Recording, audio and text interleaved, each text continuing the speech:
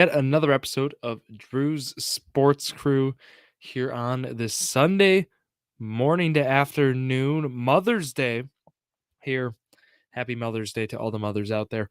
But look, today we have some fun stuff to talk about with the Milwaukee Brewers, of course. Hoping for a 4-game sweep today. I obviously won't preview today's game as I'm recording here at 11:30 Central, so it doesn't make sense to. But we'll talk through that. We'll talk a little bit about what happened with the Bucks this past week. We already did the season recap. We know the season's done. Just a few new things coming out after the season, a Pat Bev suspension, some coaching changes, and so on. We'll touch on that a little bit in this episode.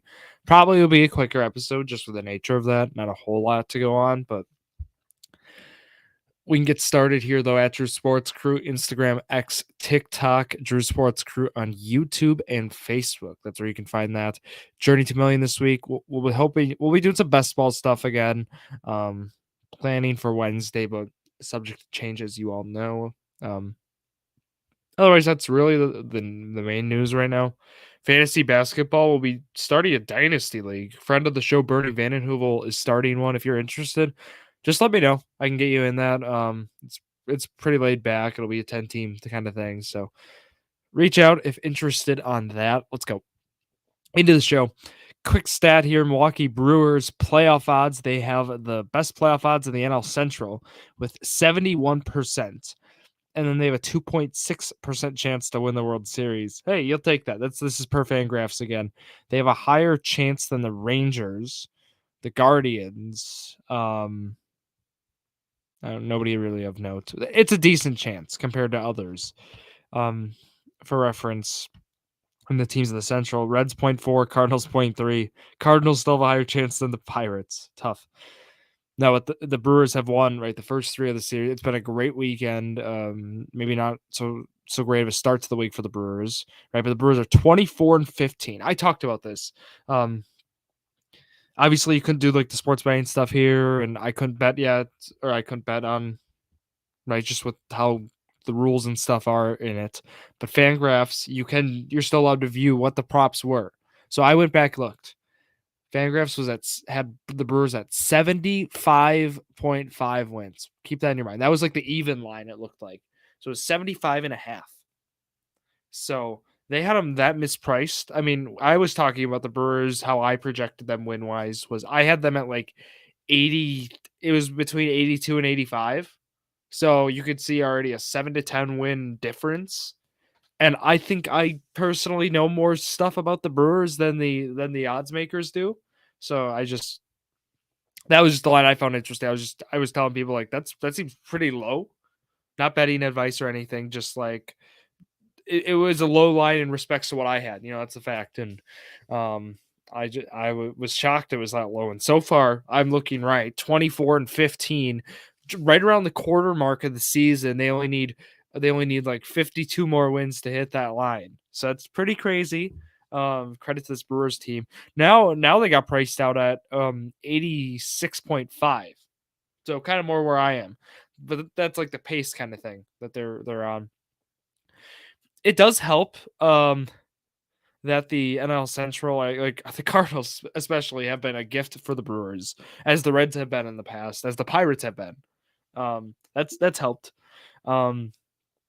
They've really ran into the Cardinals at great times. Unfortunate for them, just with that Contreras injury for Wilson Contreras for the Cardinals. This offense it is bad. It is a bad offense.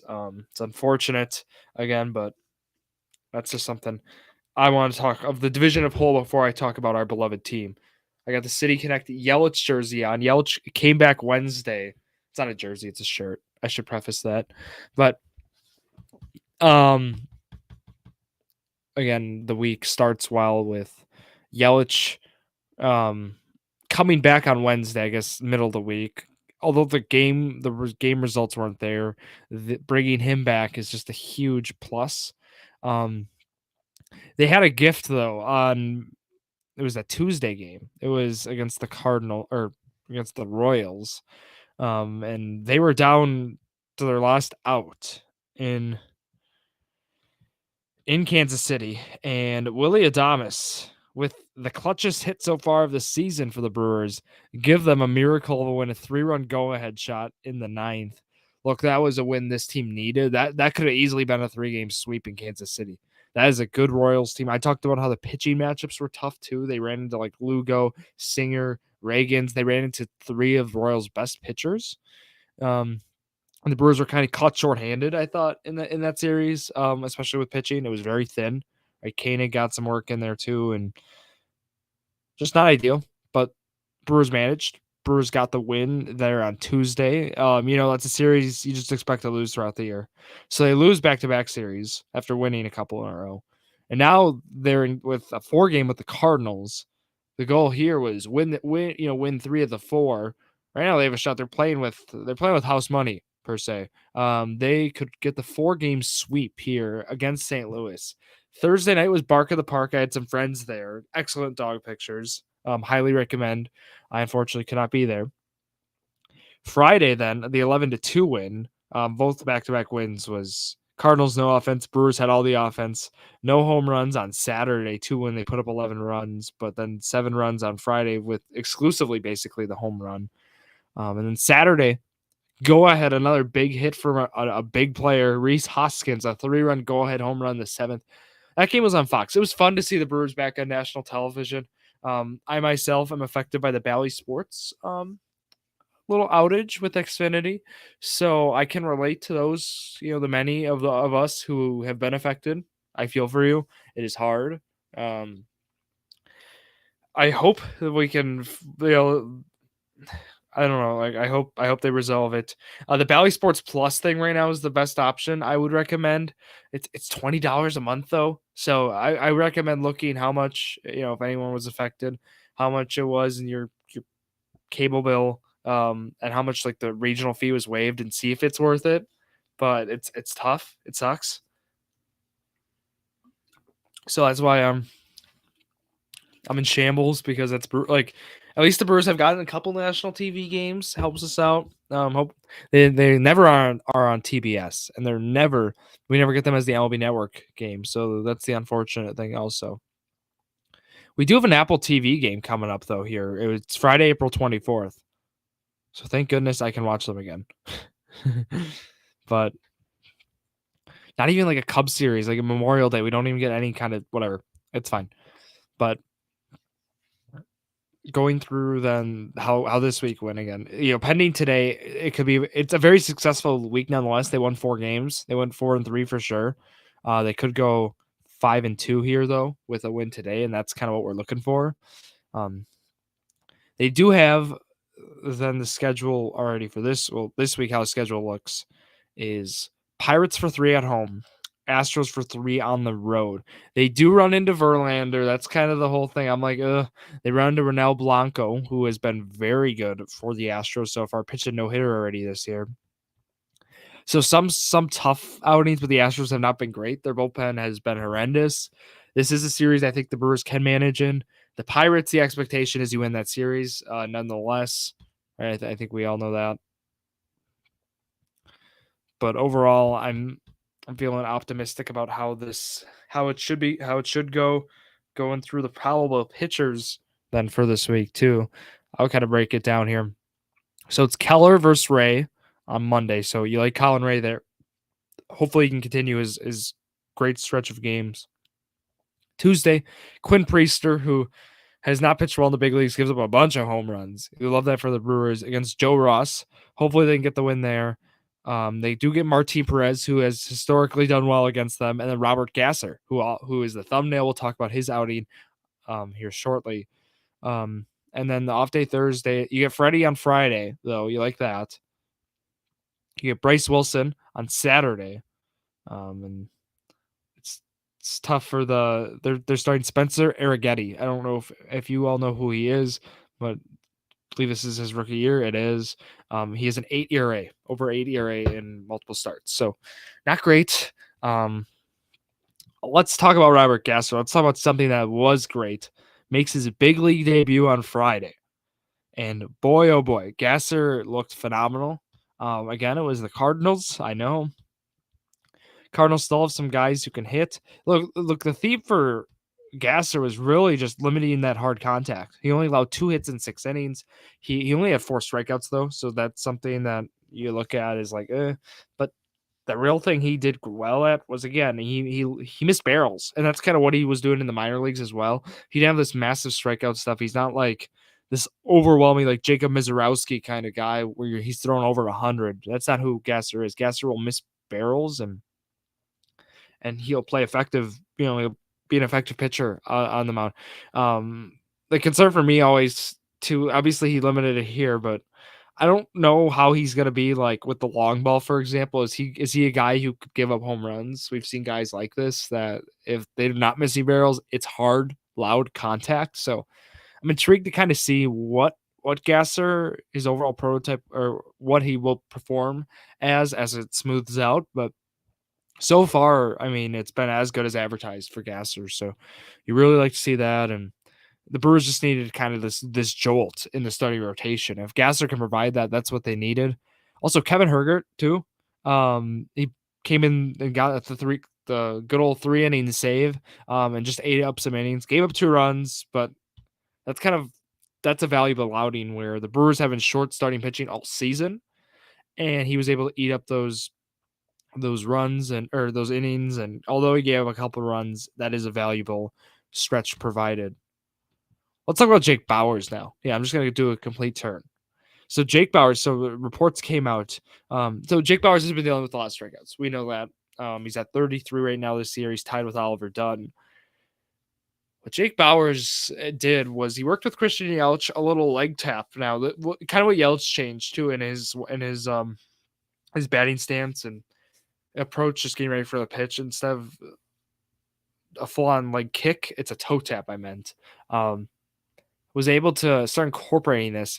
He's a lot more patient up there. Just these last 4 or 5 games I've been watching him specifically, just like how is he managing, like that. And he's looked very good. And I wonder too.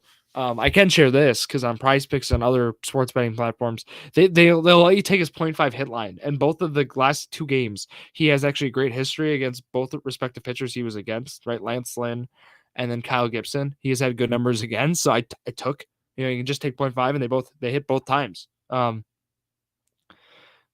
I don't like, those are things sometimes the books can't adjust for, right? They can't. But you just watch him. He looks a lot more comfortable up there. So when you get a comfortable hitter who's in a good stretch right now and has a good matchup that he has had proven success against, that usually leads to a good recipe. His OPS plus also, I should add this, Jake Bauers, 115 OPS plus.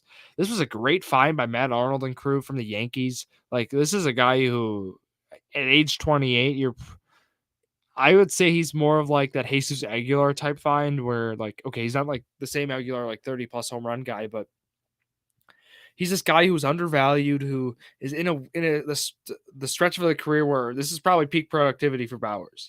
Probably from here, or age 29, 30, it's probably on the way down. But the point is there's some relevance and this is a good time to get the player at a good price. So a little Moneyball-esque, I'd say, but I do need to talk about Blake Perkins. Blake Perkins, we talked about 2 weeks ago, batting over 300 and a perennial, would possibly be an all-star for the Brewers. Since then, he is now batting 223. He has been batting, I believe it was like under 100 in his last consecutive games. The numbers just went downhill. Strikeouts went up. This is Blake Perkins. We knew he wasn't like, he still gives you plus defense in center field, and still has provided that value. Him and Sal Frelick both have been the ones who struggled the most. Obviously Churio as well, but those 2 guys have just stood out in terms of the struggle right now. William Contreras has not struggled yet. William Contreras right now is an MVP candidate and is the Brewers MVP. He has a 953 OPS. He has 173 OPS plus. So he's 73% above league average at the catcher position at 26. This is the best find the Brewers have gotten in recent memory. He has been phenomenal, and he has been the MVP of this offense so far. Pitching side, we kind of walked through it. Freddie had a solid outing yesterday. Had some traffic, managed it. Brian Hudson, I still need to talk about 0.81 ERA. He's been the other phenomenal find. I talk about him every week. Him and Milner are like my guys. They both have been phenomenal. They're still without Devin Williams, too. I didn't even talk about Trevor McGill's 0.93 ERA. He had some traffic yesterday again, but managed. Look, those three guys specifically have been huge. The update with Devin Williams is in 2 weeks. He's going to begin throwing. He's on schedule. He should be back by the end of the month, if not early June. So that's a huge plus for this team, and I'm looking forward to it. This bullpen's in a good spot, and that's with Uribe option. After I know a rough start for him, but he's a guy who we thought was going to possibly close games. So it's crazy to think about how this season so far has evolved. Looking at the WAR, William Contreras leads it. He has 2.3 WAR already. Bryce Terang, who has, again, batted over 300 so far and has been a breakout this year, is number 2 with 1.8. And then Adames and Hudson are the next two. So that's what we're looking at. They've been batting Terang leadoff. It's been great. Has worked out. He's getting on base. He's fast. So far, so good for these young Brewers. That's really the talk so far. The young guys, some guys breaking out, some not, as expected. Gasser shines in his debut. That was the other big thing. And yeah, the offense keeps its momentum so far with a good weekend. Hopefully they can keep it into next week. So with that, I'll wrap up the Brewer talk. I got a few things for the Bucks here before I'll let you all go here in episode 166, I believe. 166, yes. All right. The Milwaukee Bucks, so one surprise, they let go of 3 assistant coaches. DJ Baker, Sidney Dobner, and Josh Oppenheimer. Josh Oppenheimer specifically is the one that was a little surprising considering he's been more of a prominent guy with Rivers and also has been a primary interview for Bally Sports Wisconsin. Like at halftime, he's usually the guy that'll go to. So a little surprising there. So Dobner and Oppenheimer both have been with the Bucks since Dobner since 2018, Oppenheimer since 2020, and he was actually with the Bucks from 2012 to 2016. So that was brutal. But Rivers also wanted to highlight they interviewed Doc Rivers, but the big thing was they had a lot of coaches since Adrian Griffin's staff. There was some conflict there. They let Griffin go, but they still had some of the other guys there. So that's a little interesting kind of dynamic that we've seen, but there's 3 dismissals. So now the Bucks have 7 assistant coaches left. And the guys of note there are Vin Baker, Patrick Mutombo, and or Dave Yeager too. But also Joe Prunty, the GOAT, the guy the interim coaching legend. I would imagine there's going to be just a couple of guys they add to the staff.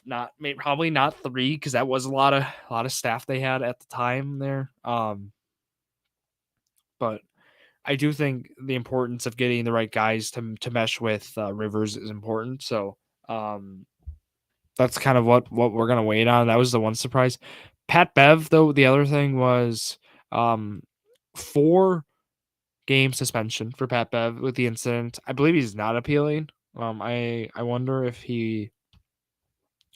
what the plan is there, but I think he's just gonna sit it out. He's not for sure Milwaukee Buck. He's actually a free agent, so if the Bucks sign him, which I think they will, that will be a 4-game suspension to start the year. Do I think a suspension was probably deserved? Yeah, I don't know the whole context, so I don't know what the fans said. So that's the other thing. It's a 2-way street. So we'll see that. Mike Budenholzer. That was surprising. It was right when the Frank Vogel firing came out, the dismissal, which that's what they have to do. I mean, they're stuck with that team. So you can't move the players, you move the coach. Whatever. Frank Vogel gets fired. Right away, they said Mike Budenholzer is the top candidate to replace him. That was right away reported by Woj. They're the next day, it already done deal. So I think that's probably the best guy out there at the time, right? It's the best guy. I envision. So that is something that I was a little surprised about, but I understand it. Again, it's funny. Mike Budenholzer just beat the Suns 3 years ago in the finals, and now he's going to be coaching them. Small world. Crazy how the coaching carousel has changed in the NBA. Little last thing I was a little shocked about. This is not really what we talk about usually, but UW Green Bay's head coach Sundance Wicks, who was a 1 year guy. He's a big culture guy and get everyone involved kind of thing with UW Green Bay men's basketball. So he took the job last year after coming from Wyoming, and as an assistant, I should add. Has 1 year here, did phenomenal recruiting, got some guys, had a big year for them, and then everybody transfers out. And rumor has it, so Wyoming actually just recently lost their head coach, their new head coach, after a two or after he took an assistant coaching job, I believe, with Texas Tech. But what happened then was Wyoming comes over and says, "Hey, do you want to come coach?" Basically, Sundance Wicks to Wyoming, be the head coach there. He has a buyout over $700,000 with Green Bay, but their Wyoming coach had a buyout as well. So the question is if the buyout's even out or not. But rumor has it he's gonna, after 1 year, they're gonna pay his buyout, and he is gonna be a coach of the Wyoming. What's Wyoming's mascot? I don't know, but of Wyoming men's basketball. That's kind of crazy considering he seemed very committed to Green Bay, building there the future, culture, and so on. But they lose him there. That's brutal. I mean, that is a brutal loss for Green Bay. This late in the transfer portal too, there's not many guys left. I don't know. It's really unfortunate. I know I'm a Milwaukee Panther guy. It's a little bit of a rival, with Green Bay, but you could feel for them. Like this is kind of a crappy situation they got put in. It's the Wyoming Cowboys, but that was kind of rough considering how this looks. And there's just another report came out a couple hours ago that he is in discussions to become the next coach. I envision he will be. So that is the shocking news here coming out. But that'll wrap it up here for myself, Drew Skyberg, here on this Sunday morning to afternoon. Have a great Mother's Day, everyone. Thank you all for listening to yet another episode of Drew Sports Crew, the perfect podcast for you.